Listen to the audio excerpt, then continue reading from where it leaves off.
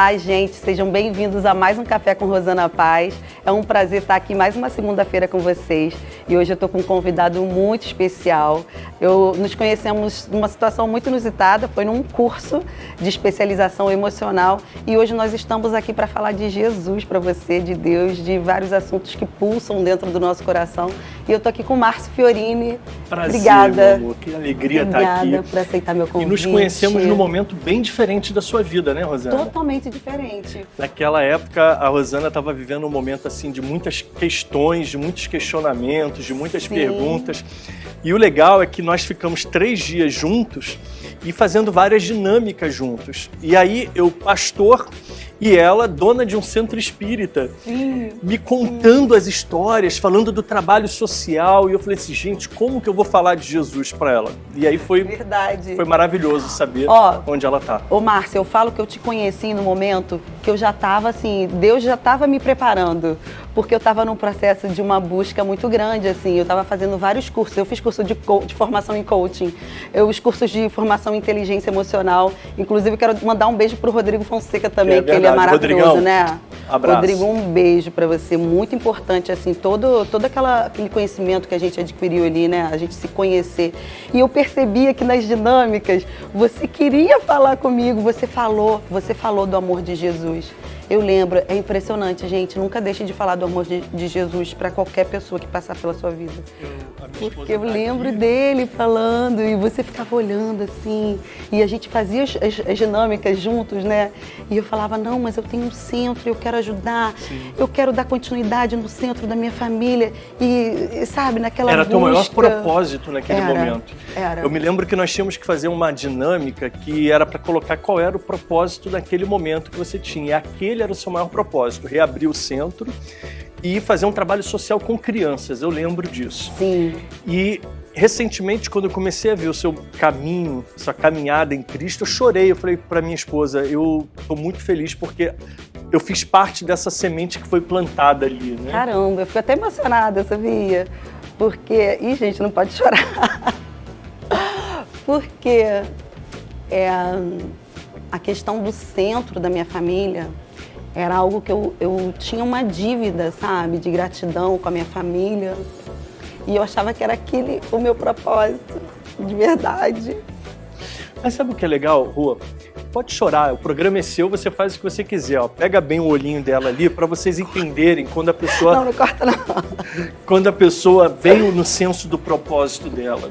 A gente às vezes tem um propósito, só não está no lugar do propósito, né? E qual era o teu propósito ali? Era ajudar, eu lembro que tinha um lance das crianças. Você não precisa mudar o foco. Eu sempre tive no meu coração, assim, de ajudar as pessoas. Não só crianças, eu queria fazer alguma coisa, assim, para dependente químico. É porque o centro, ele fica num sítio grande. Então, eu sempre falei assim, cara, esse lugar aqui, eu tenho que ajudar as pessoas e tal. Só que eu tava querendo fazer com a força do meu braço e sem o entendimento que hoje eu tenho, né, em Cristo. E eu lembro de você falando assim, Rô, tudo que você precisar buscar, você busca na Bíblia. Não foi isso? E aquilo me marcou. E eu estava num momento de uma busca muito grande. A gente, nesses cursos, a gente fica até fragilizado, né? Porque mexe tanto com nossas emoções.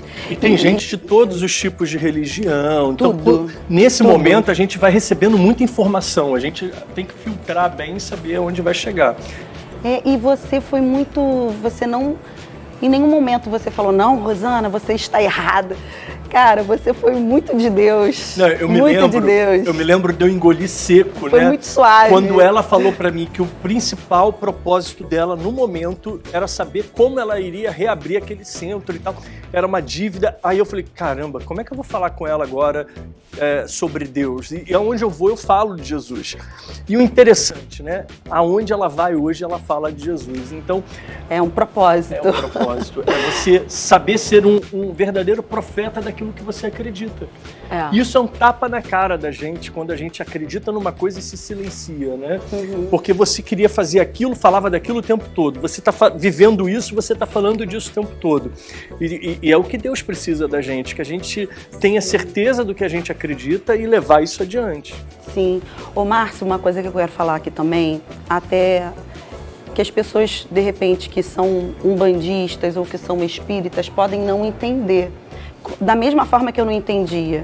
Eu acho que se você virasse para mim naquele momento e falasse assim, Rosana, procura na Bíblia, Deus não aprova, né, o culto a imagens, a espíritos, talvez eu não estaria preparada naquele momento. E tivesse uma rejeição, né? Rejeição.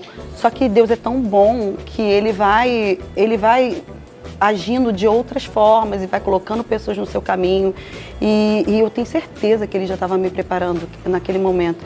Então, assim, em nenhum momento, gente, a gente está aqui para falar mal de religião, não, sabe?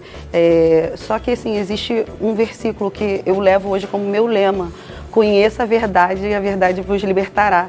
E foi isso, eu conheci a verdade. E toda aquela sede dentro de mim de ajudar, tanto criança quanto dependentes químicos, você falando de Jesus para as pessoas, você vai capacitar as pessoas a ajudarem. E eu tenho esse lado social também que eu gosto. E o propósito tá nativo aí. Eu te entendo, porque a minha mãe, ela começou a... Minha mãe é mãe de santo desde os 13 anos de idade, né? Minha mãe era mãe de santo. Então eu fui criado dentro da Umbanda, dentro do espiritismo, caminhei até os meus 15 anos quando eu me converti, vivendo isso todos os dias dentro de casa, porque dos 8 anos de idade para frente, minha mãe, ela atendia em casa, não mais em centro. Então eu vi isso dentro de casa. Eu não sabia disso. Pois é, mas tem até testemunhos. Aproveita, fala um pouco. Vamos começar a entrevista aqui, que já começou inusitadamente. O que acontece? Se emocionou. Nunca aconteceu isso, tá, Márcio? Mas vai acontecer mais. Olha se prepare. Então, eu quero saber quem é o Márcio, como é que foi sua infância, como é que você se tornou esse homem de Deus que você é hoje, né? Um treinador comportamental também.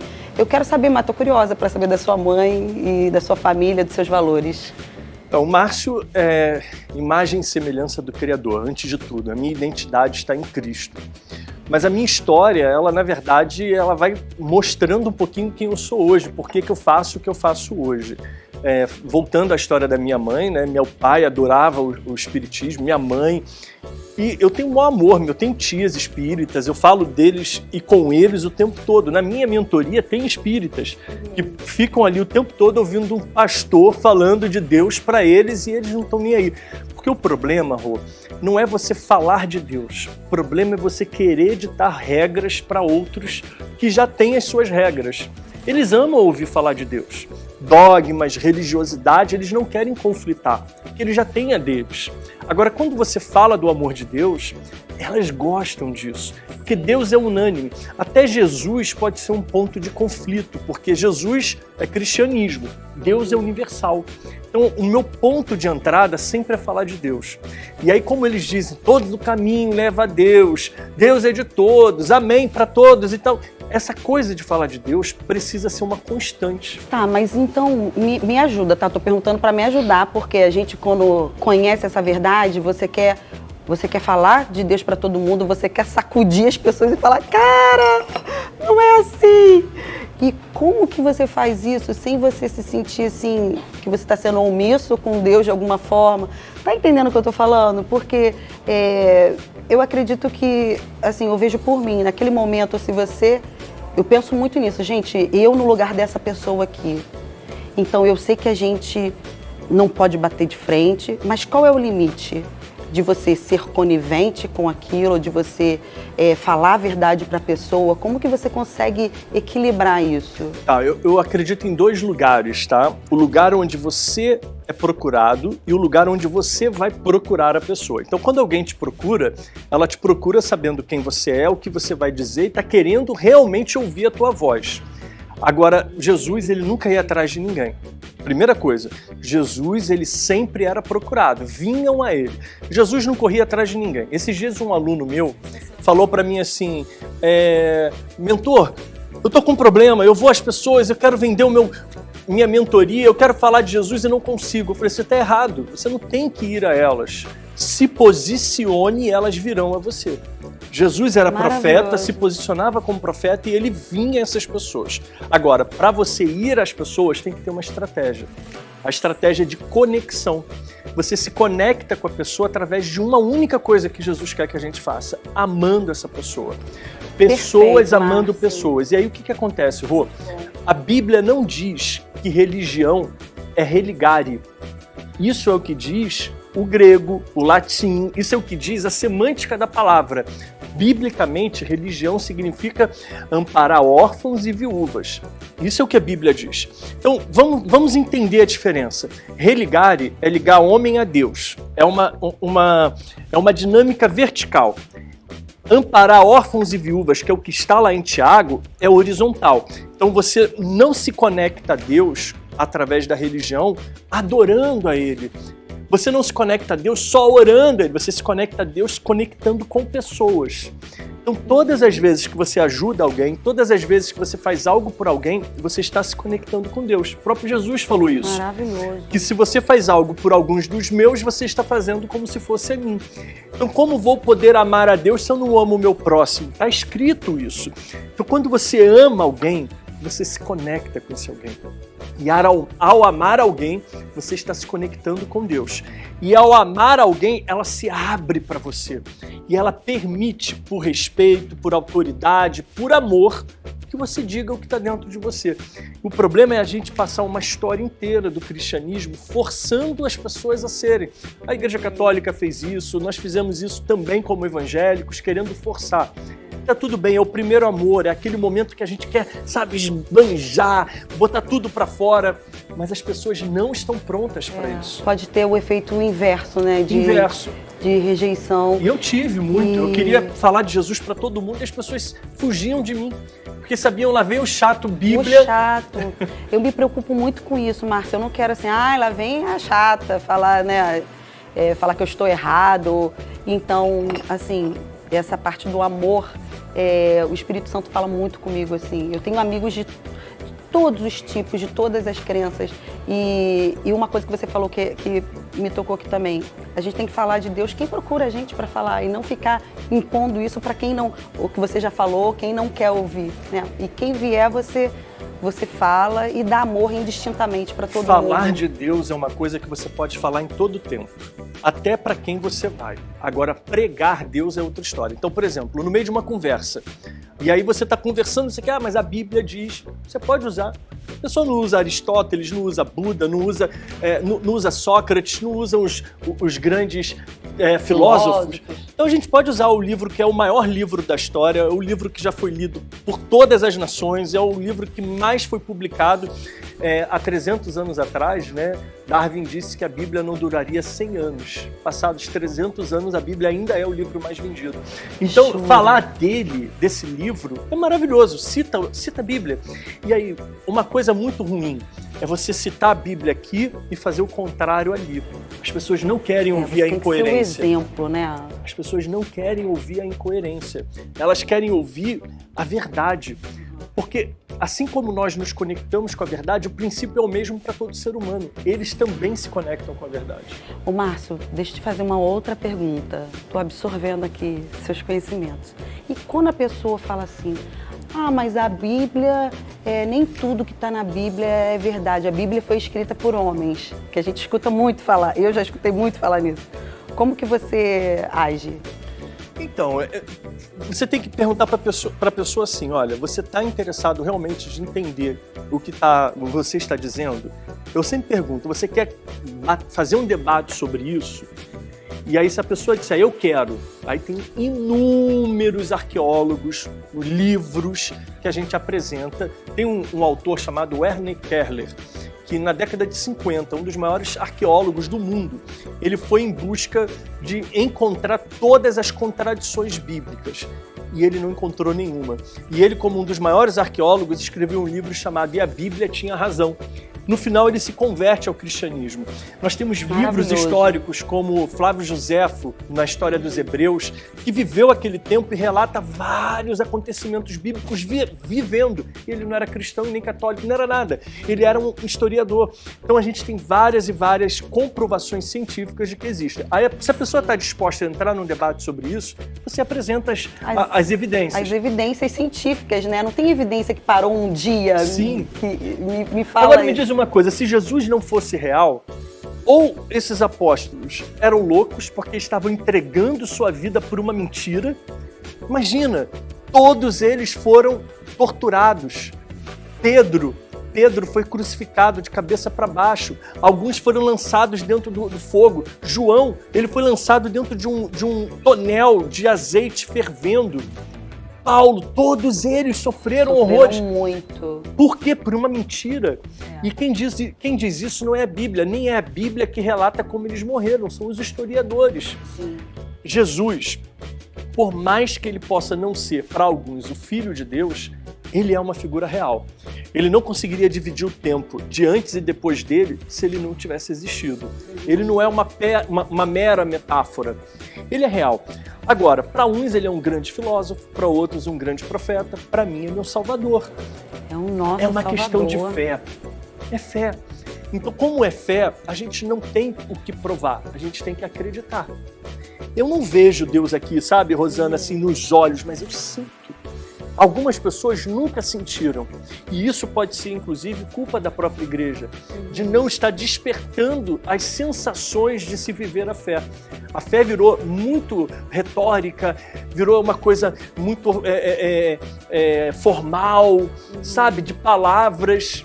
Mas a Bíblia diz que a letra mata e o Espírito vivifica. Se a gente sente Deus, a gente passa Deus para as pessoas.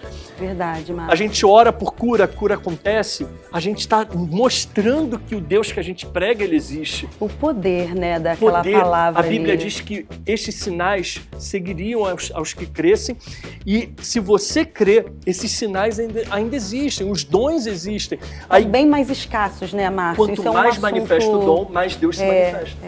Eu digo assim, você lê a Bíblia por ler é uma coisa, agora você ler pedindo a revelação do Espírito Santo e você sentindo, né, e você, a fé vem por você ouvir e ouvir a palavra de Deus e você se entregar para isso é totalmente diferente, né? Você vive aquilo de verdade. Agora falando nesse gancho que você começou a falar assim do poder, da cura, isso acontecia muito na época de Jesus aqui conosco na Terra. Por que você acha que isso está acontecendo cada vez menos nas igrejas atuais? É muito bom falar disso, né? Porque eu acredito que nós estamos vivendo a geração do arrebatamento. Lá no início da década de 90, quando eu me converti, eu era um garoto, tinha 15 anos, eu comecei a pregar com 16 anos de idade, né? Então tem quase novinho, 30 né, anos, muito novinho, comecei a pregar muito novo. E legal novo. que sua mãe não era, né? Tipo... Ninguém era. Quem era cristão? Ninguém era. Eu fui o primeiro e veio todo mundo a reboque.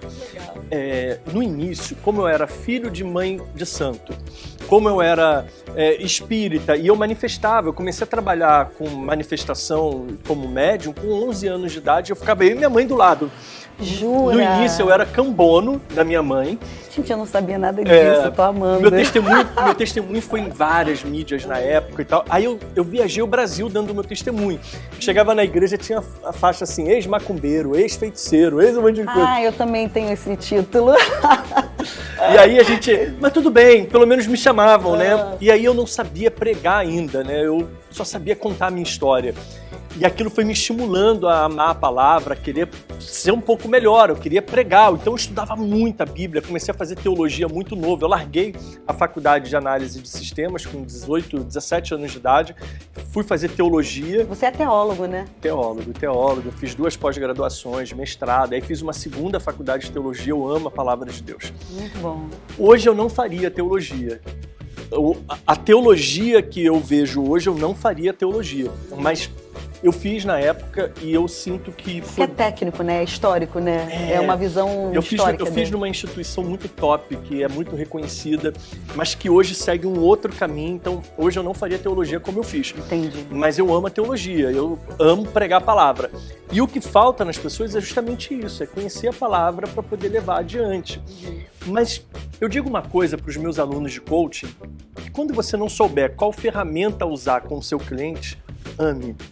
As pessoas estão sedentas de amor. E aí você perguntou, por que nos dias de hoje a coisa diminuiu, os dons, as manifestações da glória de Deus? E por que o espírita ele fica assim, mas eu vejo lá no centro, eles falam comigo, eles se manifestam, eles se eles estão... E o povo gosta do sobrenatural. Muita coisa. Eles gostam do sobrenatural. E aí, eu vou dizer uma coisa polêmica agora, tá? Bem polêmica. Eu falo em debate de TV e eu vou falar aqui.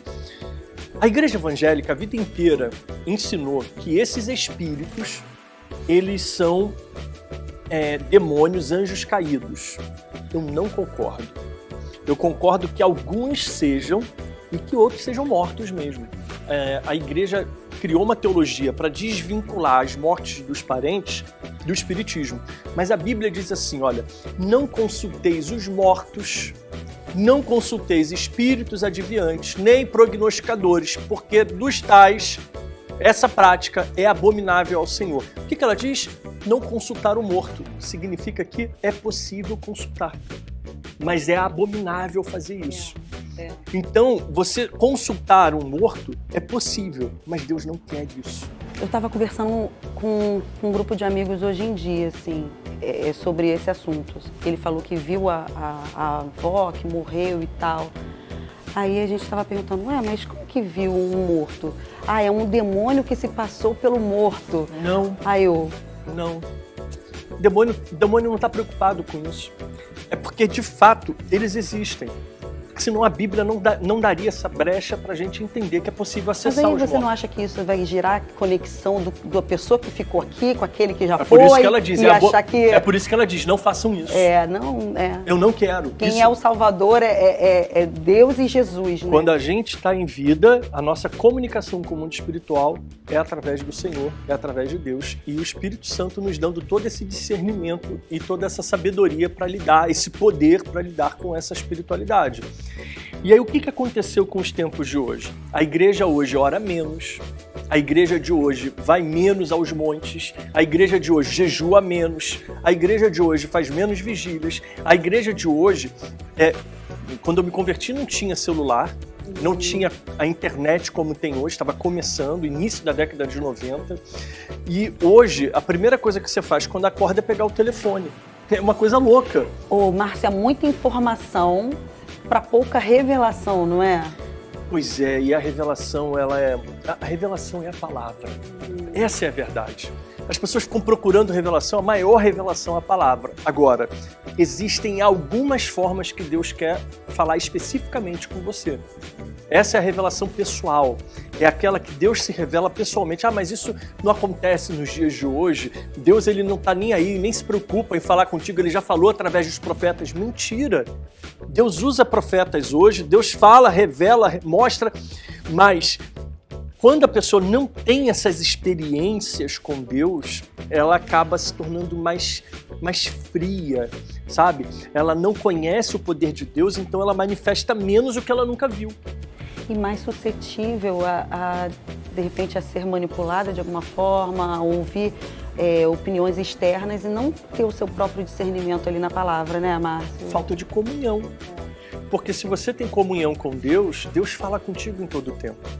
Ele é Deus em todo o tempo, em todo momento, em todo lugar, é onisciente, onipresente, onipotente. Agora, não é sobre quem Ele é sobre quem eu sou nele.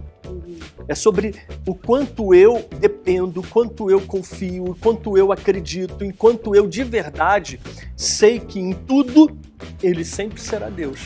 Você, não sei se você lembra, você era muito novo, né? Você falou que você teve as experiências sobrenaturais na época lá do Espiritismo. Hoje, você tem essa experiência... O tempo todo.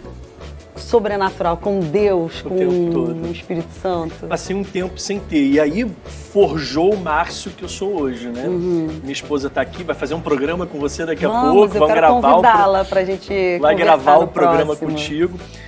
E eu, quando me converti, a mesma coisa que eu vou usar a linguagem clara aqui, tá? Eu acredito nisso. A mesma coisa que o diabo fazia comigo, que era me usar como um cavalo, como um médium, eu comecei a ser usado por Deus. Então, eu ia nas igrejas e, como eu sempre fui assembleano, pentecostal, Deus me usava muito em profecia, em revelação, em cura. E aí eu tive um primeiro casamento, que acabou, já tem 9 anos. E nesse primeiro casamento, eu abri mão da minha identidade para viver o propósito da outra pessoa.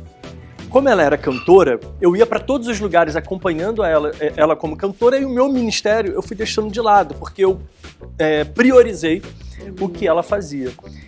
E aí, quando acabou o casamento, eu não tinha mais identidade. Eu entrei em depressão. Você viveu a vida dela. Eu vivi a vida dela. Quando acabou o casamento, eu sofri muito. E foi através da inteligência emocional que eu fui redescobrir a minha identidade. Isso foi lá em 94 com o Thiago Brunet. Thiago Brunet, meu amigo, me chamou para fazer a primeira formação em coaching dele. E aí eu fiz a formação em coaching. Escuto muito o podcast dele. O Thiago é sensacional. E ele ajudou a me salvar. Ele tem uma pegada empreendedora também que eu gosto bastante, né? Sim, é muito inteligente, é um homem de Deus. E naquele tempo, ele estava vivendo também um momento de transição. Ele fala exatamente isso. Em 2014, ele estava sofrendo muito, um monte de mudanças na vida dele. Mas ainda antes de morar em São Paulo, ele montou a primeira turma dele de coaching aqui no Rio. Eu fui, foi ali que eu fiz a minha primeira formação em coaching, comecei a me desenvolver e aí fui saindo da depressão, fui me reencontrando e aí voltou o Márcio, porque uma das coisas que as pessoas dizem é o seguinte: como que eu faço para descobrir o meu propósito? Você já sabe. Você já viveu em algum momento. Uma ótima pergunta. É porque as pessoas elas ficam procurando uma coisa que já estão nela. Geralmente as minhas sessões, as minhas mentorias, a pessoa começa a falar. Semana passada eu fiz com uma mentorada minha, uma sessão individual, e aí ela começou a falar sobre um monte de coisas que ela quer fazer. Aí de repente eu falei, cara, ela não tem vida no que ela está dizendo. Vou trazer alguma coisa que seja dela forte. E ela começou a falar, dentro da pergunta que eu fiz, sobre ela ser vegana. Nossa, parecia que aquilo era tudo para ela. E tudo que ela queria fazer não tinha vida. Mas, gente, aí está o teu propósito. Se você acredita nisso, leve isso adiante. Então as pessoas já viveram, mas por conta de dor, de separação, por conta de perda, de uma falência, por conta de alguma coisa, a perda de um filho, de um pai, de uma mãe, a pessoa vai se desprendendo do que fazia por causa das emoções. Sim. E aí ela não alinha o emocional, e eu digo o seguinte, Deus ele é trino, né? E nós somos, na verdade ele é triuno e nós somos trino. Nós vivemos uma tricotomia, que é corpo, alma e espírito. Aí as pessoas trabalham muito a emoção e muita cognição, estudam muito, mas esquecem da espiritualidade. Ou ora muito, vai muito pro monte, faz muito jejum, e não trabalha as suas emoções. Um sabota o outro. Tem que ter um equilíbrio, né? Um sabota o outro. Tem que ter um equilíbrio. E, inclusive, quando eu te conheci, nós estávamos numa imersão assim, né? Sim, buscando mais o lado emocional, sim, né? E aí é isso. A igreja hoje, ela conhece menos a profundidade da relação com Deus. Ela só conhece aquilo que o pastor está falando lá no culto. Ela não vive as experiências. Poxa, na minha época, eu me lembro disso ser comum, das irmãzinhas irem dar o testemunho de que não tinham o que comer dentro de casa, passando fome, e de repente alguém bater na porta. Eu passei por isso uma fase da minha vida, nem sem falar com ninguém, apenas orando. Quando eu levantei da oração, bater na porta e falar assim, olha, Deus me mandou vir aqui com um carrinho de compras. Sim. Esses milagres. Sim, que você vê que é Deus ali, né? Só Deus pode fazer. E aí as pessoas, elas foram se afastando do milagre. O Thiago Brunet fala uma coisa bem interessante que eu gosto muito. Ele diz o seguinte, o diabo mudou a estratégia. Antes, na igreja, a gente impunha a mão e ele era expulso. A gente colocava a mão e expulsava o demônio. Hoje, ele trabalha as nossas emoções. E é exatamente isso. Quanto mais a gente vê o desenvolver da igreja, menos a gente vê manifestação de demônio na igreja. Porque verdade. A gente vê menos. E aquilo, olha que interessante, como tudo impacta, né? Igual o efeito borboleta. Quando você vê um pastor impondo... Eu já vi pastor, na hora de expulsar demônio, pegar a Bíblia e bater. Porque não sabia o que fazer. Já fui em igrejas tradicionais que não sabiam o que fazer nesse momento. E quando você é membro de uma igreja e você sabe que isso pode acontecer, você como membro, você já começa a se preparar espiritualmente para isso. E a Bíblia diz que essa caixa de demônios só sai com jejum e oração. E aí você não vê isso acontecer, você vai diminuindo a possibilidade de buscar para você estar preparado para esse momento. Aí o que o diabo fez? Começou a trabalhar o quê? Já sei que se eu for agora na igreja, e aparecer, vão botar a mão em nome de Jesus e eu vou sair. Então eu vou começar a trabalhar as emoções, trazer depressão, trazer ansiedade, trazer um monte de... Exato, ele muda a estratégia. Doenças emocionais, né? Doenças emocionais. Por isso eu me especializei em inteligência emocional. E aí fui fazendo tudo que tinha que ser feito para ajudar pessoas. Porque hoje na igreja, as pessoas espiritualmente estão mais fracas porque estão mais fracas emocionalmente. É o país do mundo com o maior número de depressivos, é o país do mundo com o maior número de ansiedade. E o momento que a gente está vivendo também, né, Márcio? Duplicou. Uma pandemia, uma insegurança, né, questão de saúde, muita gente morrendo. Então, tudo isso contribui para essas doenças emocionais virem à tona, né? E quanto mais a pessoa tem medo, mais ela vai ficando ansiosa, mais ela vai ficando com síndromes do pânico, temores de tudo. E nós, como cristãos, a gente tem que trazer esperança para as pessoas. O principal. É a gente, como cristão, o que nos move é essa esperança de que você está amparado, que você tem Cristo contigo. Hoje eu não consigo imaginar a minha vida sem Cristo. Porque eu sei assim, gente, tá acontecendo isso, mas eu sei que ou é livramento ou é para glorificar a Deus. Então vamos lá, vai passar. E o que eu tenho que aprender nisso aqui? E Deus é comigo. É fé. E isso que nos move, é a fé e aí, nos move. Olha que interessante, olha só. Vou fazer uma brincadeira aqui com a Rosana. Rosana, segura aqui pra mim. Puxa. Puxa. Tô puxando, eu tô filho. te dando, você não leva.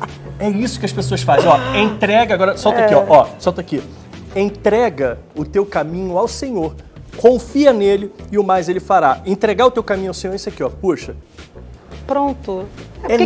Você entrega e fica querendo agir. Enquanto você botar a mão, ó, essa força Deus não vai fazer contigo, porque o que é pra você fazer, você vai fazer. O que é pra ele fazer, você entrega na mão dele. Deixa com Deus. E a gente fica se degladiando, né? Querendo ter o controle de tudo. E fica sofrendo. É um povo maluco, né? E fica com ansiedade, né? Nós somos um povo maluco, né? Tá dando tudo errado, pandemia, e não sei quem, não sei o que lá. Tá lá na igreja dando glória a Deus, batendo palma, rindo. Ai, mas eu prefiro viver assim, gente. Aí eles olham, Rosana agora tá rindo demais, né? Parece que ficou estranha, não sei o que. Eu sempre rio, tá? Só que hoje eu rio, assim, lá do fundo da alma. Porque uma coisa é rir da boca pra fora, né, amigo? Outra coisa é você rir. E a gente vê a verdade, né? Com a esperança mesmo. Olha só, o tempo passa muito rápido. Eu quero entender, assim, de você, e até que você deixe uma mensagem aqui final. Não é final, gente, porque a gente vai continuar aqui no próximo programa com a esposa do Márcio, tá? Então, só pra gente encerrar essa segunda-feira, eu quero que você passe para quem tá te assistindo, assim, qual é o propósito do Márcio hoje em dia, né? Com todo o seu entendimento como uma pessoa de Deus mesmo, transmitindo mensagem de Deus e um auxiliador, né, como um treinador de coach, com as suas mentorias, ajudando as pessoas a organizarem esse lado emocional, que é muito importante também. Eu quero entender, assim, se você realmente descobriu a sua identidade, qual o seu maior propósito, assim, na sua vida? Então, Rô, o meu maior propósito hoje é ajudar pessoas a se conectarem com Deus. E isso independente de religião. Eu acredito que Deus, ele não está dentro dessa caixinha, ele está dentro de um relacionamento muito interpessoal. E eu levo as pessoas a terem esse conhecimento e essa experiência com Deus. Então, o que eu fiz? Eu criei um treinamento chamado Treinadores de Deus. E eu ensino treinadores comportamentais, coaches, palestrantes, terapeutas, mentores a falar de Deus, porque eles patinam na hora de falar de Deus. Eles erram as passagens bíblicas. E eu acredito que a Bíblia tem um versículo que me fez fazer isso. Que ele diz assim, que falem de mim mesmo que seja por porfia. Paulo falando disso, na verdade, né? Que é para se falar de Deus. O que é porfia? Então, seria por interesse. Entendi. Então, ele era a favor de que se falasse de Jesus, mesmo que fosse por algum interesse. A semente era plantada, estava se falando de alguém genuíno, mesmo que o interesse não fosse genuíno. Então, existem muitos treinadores hoje que querem falar de Deus e estão falando muita coisa errada, porque eles não sabem conectar as histórias bíblicas, e eu tenho um treinamento para isso. E eles não conhecem, né? E aí é que tá. Nenhum porque, às treinamento vezes, será que meu... tá querendo falar de Deus comercialmente falando? Então, eu quero que venha mesmo assim, porque os meus treinamentos, eles não são só teoria, são uma experiência. E aí ali dentro, eles têm um encontro com Deus. Você acha que ali é uma forma de captar as pessoas para poder... E ali dentro tem batismo, essência. ali dentro tem salvação, tem transformação, e tem para pastores que são muito conhecedores da Bíblia, muito conhecimento da palavra, mas não sabem nada de desenvolvimento humano, não conhecem inteligência emocional, psicologia positiva. Então, nesse treinamento, eu capacito todos esses dois lugares distintos, mas que têm um único objetivo: fazerem as pessoas terem um encontro com Deus. E como é uma experiência, nada meu vai ser nunca só uma fala, uma comunicação. É uma experiência, eles têm um encontro com Deus ali. Mesmo que eles deem um nome diferente para isso, muitos deles saem assim, uau, eu nunca tinha visto Deus da maneira que eu vi agora. Nunca mais eu vou ser diferente depois desse momento. Então isso é muito especial. Esse é o meu propósito. E eu tenho uma mensagem hoje, sabe? Tem sido uma mensagem muito única nesses últimos dias. Eu acredito que Jesus está voltando. Eu acredito, comecei falando aqui no início, que essa é a geração do arrebatamento da igreja. Eu acredito, mas Márcio, fazendo o que você faz, de usar suas redes sociais para falar tanto do que está acontecendo no mundo, isso vai, de alguma forma, mudar o que está acontecendo no mundo? Infelizmente, não. Não vai. Jesus está voltando, as coisas estão acontecendo e não vão melhorar. Mas nós vamos despovoar o máximo que pudermos o inferno. Sim. É a gente tirar o máximo de pessoas desse engano e levar para a luz. Eu acredito nisso. Nosso propósito, né? E Deus te chamou para isso, Rô. Eu creio. Você não veio para a geração do arrebatamento se converter logo agora. Estamos próximos disso acontecer. Nós somos uma geração muito importante, né, nesse momento. Não existem evidências na história que cheguem a ficar tão próximo do que a Bíblia falou lá em Lucas, Marcos e Mateus 24 acerca da volta de Jesus. Você vê pelo que está acontecendo no mundo, né, Márcio? Diariamente, né? As dores estão aí. Então, gente, a gente tem que acordar, não pode passar despercebido, né? Então, acho que é essa vontade que a gente quer. Gente, olha ao redor, olha o que está acontecendo. Imagina, né? Rô, se apenas uma, e não será apenas uma, se apenas uma pessoa, por causa desse vídeo aqui, quiser buscar a Cristo e entender quem Ele é. Isso já será grandiosíssimo. Amigo, eu tô feliz, juro. Pode jurar por Deus. Ele conhece o meu coração. Se você que está vendo essa entrevista aqui agora, procurar um pouquinho, ai gente, será? Deixa eu procurar aqui mais um pouquinho. Você que vai ao centro, qualquer coisa. Eu quero conhecer mais a palavra de Deus e buscar na Bíblia. Eu já estou feliz. Já estou muito feliz, sabe? Porque eu acho que da forma que eu fui impactada é o que eu desejo para todo mundo. Então, encerrando aqui esse bate-papo, eu quero te agradecer por estar aqui, por ter falado tantas coisas aqui. Eu amei, assim, aprendi com você, tenho certeza que quem está ouvindo vai ser muito importante também. E obrigado por lá atrás ter falado de Jesus para mim.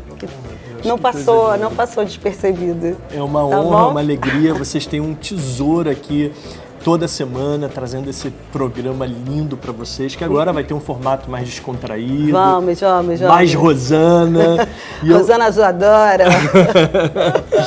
E eu acho de verdade que vocês estão muito no lugar certo, tá, gente? Obrigado. E obrigado, Rô. Amei. Obrigada a você, tá? Gente, vocês gostaram? O Márcio não é demais? Acompanha ele nas mídias sociais dele. Ele tem muita informação boa para passar pra gente. E até a próxima segunda.